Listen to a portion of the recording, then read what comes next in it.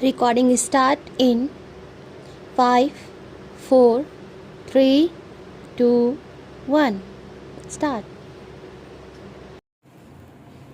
I am coming here today from Bihar, where I performed or helped in the opening ceremony of a very magnificent piece of work of Indian engineers, the Great Dam.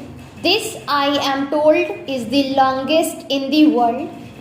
A day before that, I performed or participated in a completely different function at Nalanda, a great university center of 1500 years ago in Magad, which is now Bihar.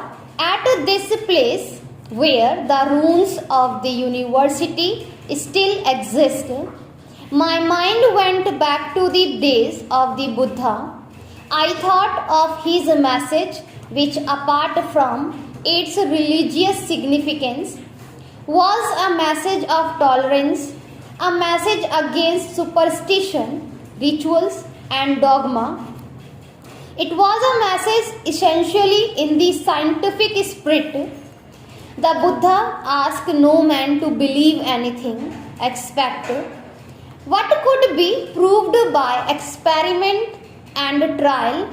All he wanted men to do was to seek the truth and not accept anything on the word of another, even though it be of the Buddha himself. That seems to me the essence of his message, besides tolerance and compensation. And it struck me that the message, far from being out of date today, had a peculiar significance in this world of ours. The spirit of dogma, I say with respect, has affected badly the religious guest and made with minds and practices conform to rigid and intolerant ideas which assert in effect that I am in possession of the truth, the whole truth, every bit of the truth, and nobody outside the pale has it. Narrow men's minds, shutting the door against a tolerant and objective approach, where men not only look up at the heavens without fear, but are also prepared to look down into the pit of hell without fear. It seems to me that people in the Buddha's time were more advanced in tolerance and compensation than we are, although they were not so advanced in technology and science.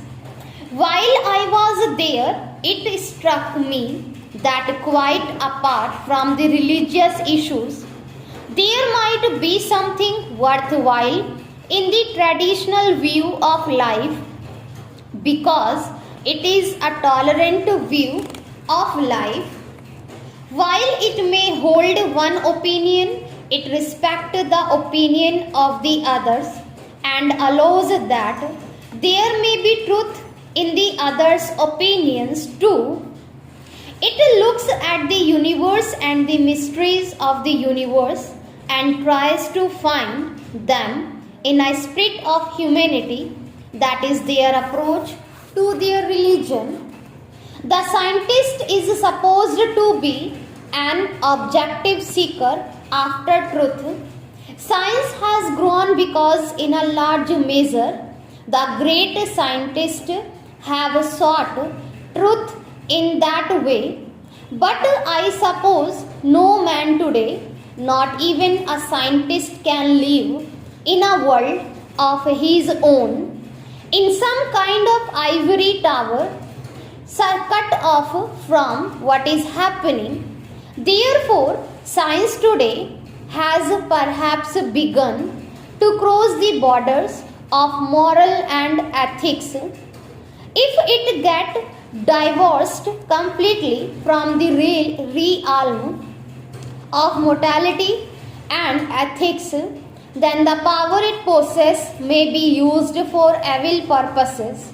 But above all, if it ties itself to the gospel of hatred and violence, then undoubtedly it will have taken a wrong direction, which will bring much peril to the world.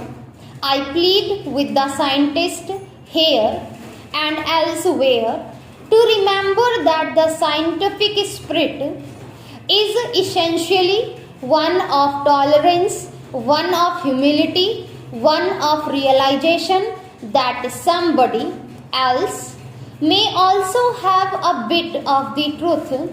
Scientists should not that they do not have a monopoly of the truth, that nobody has monopoly, no country, no people, no book.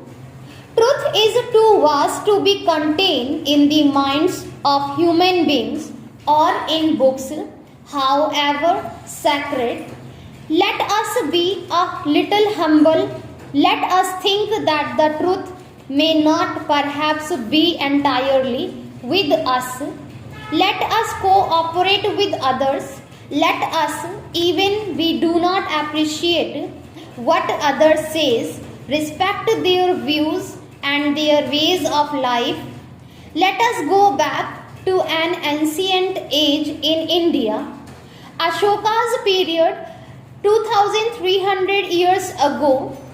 This man, who was infinitely more than an emperor, has left memories all over this great land, memorials which you can see today. Among the messages that he gave, there is one which I think we should all remember, not only in this country but elsewhere.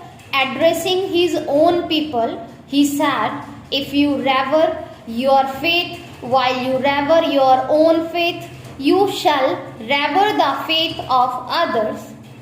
In reversing the faith of others, you will exalt your own faith and you will get your own faith honored by others. If you apply that message of tolerance not only to religion but to the other activities of human life, such as politics, economics, and science, you will find that it put things in a different context, in a context which is not very much in evidence today, where differences of opinion are not liked, where the tendency is to suppress the view or the way of life that is not approved of, where ultimately science itself becomes vitiated by a narrow outlook.